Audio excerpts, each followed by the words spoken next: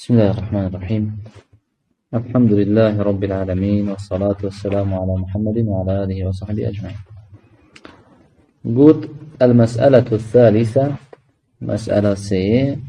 كيفية المسح وصفته. هم بتشوى قولت خوا أنجي خفكت خوا مسح كين، يعني بتشيواس. قلت المحل المشروع مسحه ظاهر الخف، أو جهكو يدرست مروف مسحب كتن بشتا خفكيه، يعني بشتا بمروفيا أو خفكات كافي تسال أنا أو چنداش قولت كافي تسال بشتا بمروفا. والواجب في ذلك ما يطلق عليه اسم المسح. چند تشب كيدي واجب سر ترابي دي بجن أفا مسح كر، أما كانت دست خاصة ربنا أفا دي بجن مسح كر مانا، أما أف چنده هنتنه واجب سر ترات كر، يعني هذا بشتا بداية تدسخة سر ربنا بتمسح. وكيفية المسح دشاو مسح كينقول أن يمسح أكثر أعلى الخف، يعني بشتا خفه بارا بتر مروف خير مسح كده. نقول لحديث المغيرة بن شعبة الذي بين فيه وصف مسح رسول الله صلى الله عليه وسلم على خفه في الوضوء. إجبار حديث الكريم مغيري أو كمة دا ديار كري كفي غنبال خدي عليه الصلاة والسلام شو مسح لسر خف كفاكية وقت دسنا بششته. فقال قدي رأيت النبي صلى الله عليه وسلم يمسح على الخفين. مريد في غنبال خدي عليه الصلاة والسلام يمسح لسر خف كيت خد كتن على ظاهرهما، يعني كده سر بشتوان، نقول سر بنوا سر بشتوان. ولا يجزئ مسح أسفله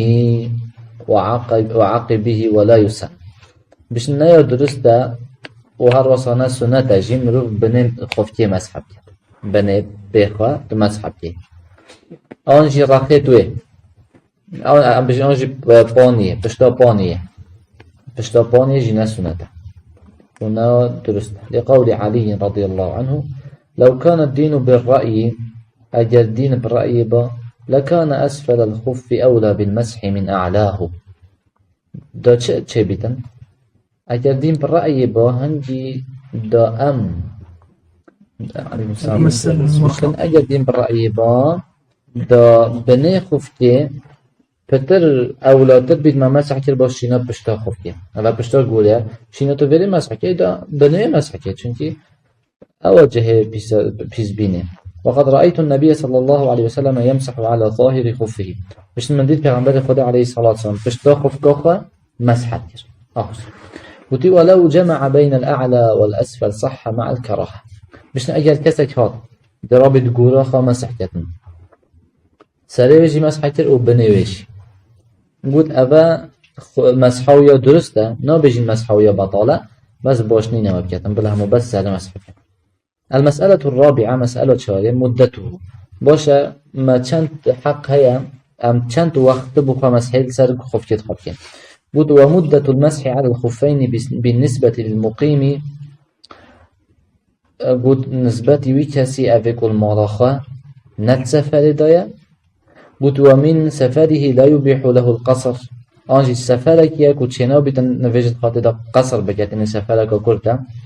بود يوم وليلة شب و روزك. آنکو اگر نکه مجرادش نمونه اینا تنویج سپیده تو در کفته سپیده تو در کفته دست نویج خاشش تا گورت خواه کرنه نیورو تا ویا دست نویج خواب شوی دست نویج تا کفته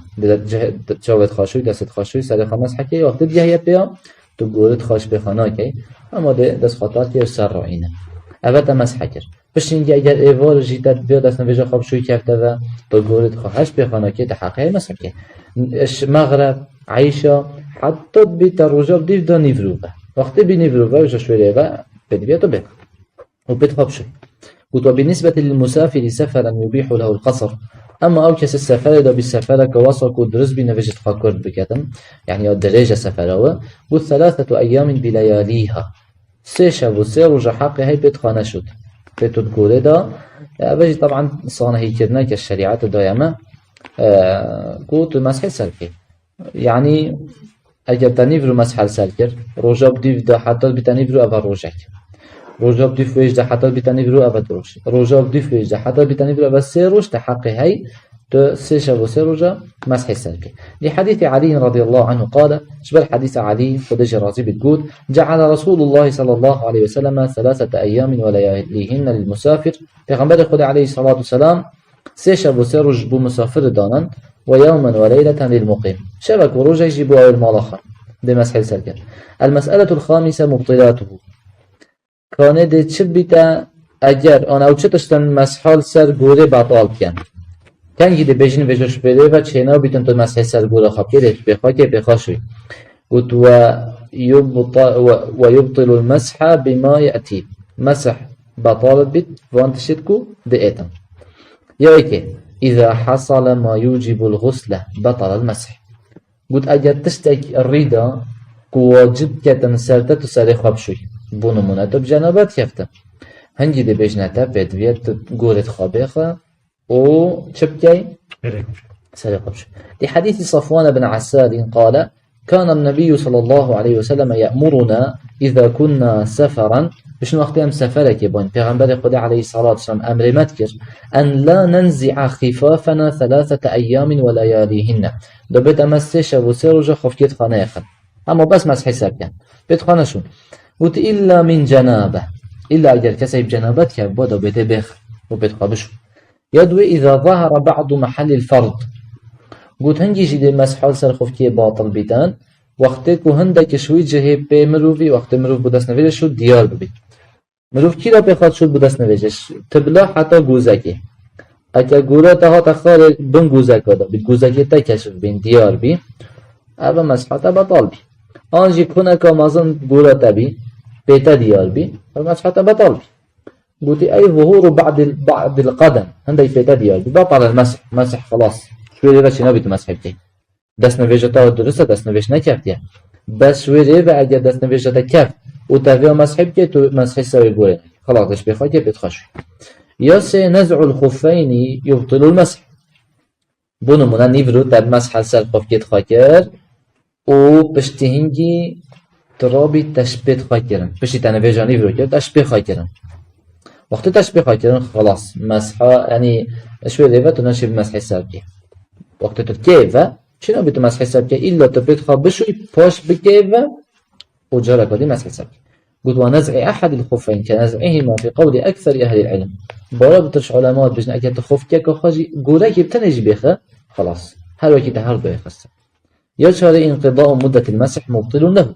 أجر وقت مسح خلاص بونو ملاتا نفرو مسح خاكر برجاب ديف دا نفرو فا أهل وقت تاي مسح خلاص شوية لغة شنو بيتو مسح بكي بيت بيش بخاب كي لأن المسح مؤقت بزمن معين چونك مسح كردن يا جرداية بزم وقتك ديار كريبة من قبل الشارع كخدية بمداني فلا تجوز الزيادة على المدة المقررة لمفهوم أحاديث التوقيت چنا بيتن مروف فترش هو مدة بمروفات يدانان فترش هو مسح السر بكتا مسألة شاشة ابتداء مدة المسح أفاجي مسألة بهما باشا أجر أمدكانجي حساب كين اول شب و روزا ما دشویره دست بکه دشکنگی حساب کردن وقتی که تو دست نویجت گر و گورا خواد که دوی گاوی حساب کن آن وقتی تو مسحیل سر که ده حساب کن قلت وتبتدئ مدة المسح من الحدث بعد اللبس قلت اوه اگر ها تو کسک بید خاششتن دست نویجه خاششتن و گورید خواد کرنه پشت هنگی ساعت 10 نیورو به دست نویج بی اول بیشتن اهات لو وقت ده دست بکن وقت به دست نویج بی کنگی به دست نویج بیا بدتدش وقت دست بکن كمان توضأ لصلاة الفجر بون مناكسة بون فيجس بدس نفيجا خشش ولبس الخفين قولت خاكرني وبعد طلوع الشمس أحدث بشتي روش هالات بدس نفيج بي ولم يتوضأ دس نفيج نشش ثم توضأ قبل صلاة الظهر فاشي بالي نفيجا نيرو دس نفيجا خشش فابتداء المدة من طلوع الشمس وقت الحدث قلت كان يدي بو حساب كين قلت وقتك روش هالات بدس نفيج بي هذا هنجي بو حساب كين هنجي وقت يدس بكرة قلت وقال بعض العلماء هند علماء شدبشن ابتداؤها من حيث توضأ قبل الصلاة الظهر أي من المسح بعد الحدث القول دي هاي يعني كان جيت مسح السالكرية ها ويقا بده حسب كين حتى رجع بده وقت. مسألة حقين المسح على الجبيرة والعمامة وخمر النساء. أبدا بحسش كت جالي جا دسته كدش كت آن به كدش كتن دشت در جبارك اف جبار هذا شيء كت دجبس كت آنجي مثلا دكتور دجبس كن بس جبار بارا در پاتا که در دارا اخنی و پاتا که ده هاونه آد بنوی جبیله امامه شاشکه او که امامه شاشکه از سرمانه بود و خمر النساء و در سوکه جنکا که حجاب البر کاده مسحیل سرکت آن نه و کادرست سر شاشکی هم مسحیل کن و کانه او جهل دسته مشکی است پاشین که مجبر کرن کاده چه ها مسحیل سرکن بود الجبیراتو هی اعواد بود جبیره هنده دارکنه و نحویها و یک وکیوانا کالجیبسی وکی کووه گاوه یچت کن به مروف دست مروف مما یربط على الكسری بود اوانه دارکنه ده دان نسر جه شکستنه و ده گردم ليجبر ويلتسم بو دا چه بیده و خالیک بده و یمسح علیها ده چه که تو ده مسحل سر که دست خطر که سر او جهه کشت بوده جبر کرده آنگیش کرده مسح وكذلك يمسح على اللصوق واللفائف حراسة تو ده مسحل که سر لسقا بونو منبرین کال جهه کتابی لسقا کرده مانه با آفنا گیده تو ده دست خطر که ده سر را اینو بید شینا ششناویده واللفائف آنجی لفاف کرده جهتی تا لفاف کرده تو ده چکی دستخواه طرف کرده سر را بید مسح که التي توضع على الجروح وقت مروف برندار بيت بمروف الدانن فكل هذه الأشياء أفتني همية يمسح عليها تو ده مسح كي بشرط أن تكون على قدر الحاجة شرطك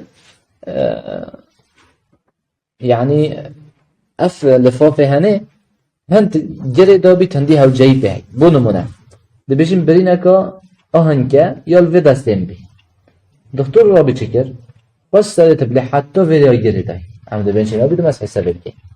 تو ده مسحل هنده کی او جهه کو هاو جایی بیه کو نهی در کرن اما ویدیو بوچه لفاف کرد آن ویدیو بوچه لفاف کرد او جهه کو برین لی نهی و لفاف کرد پدری وان جهه لفاف سرا که بشوی اما او جهه برین لی و هات یا لفاف کرن آن دار کرن او ویدیو بتنه ده مسح سبب قلت فإن تجاوزت قدر الحاجة لازمه نزع ما زاد على الحاجة أكر سيداي بدراك قلت ويجوز المسح عليها في الحدث الأكبر والأصغر درسته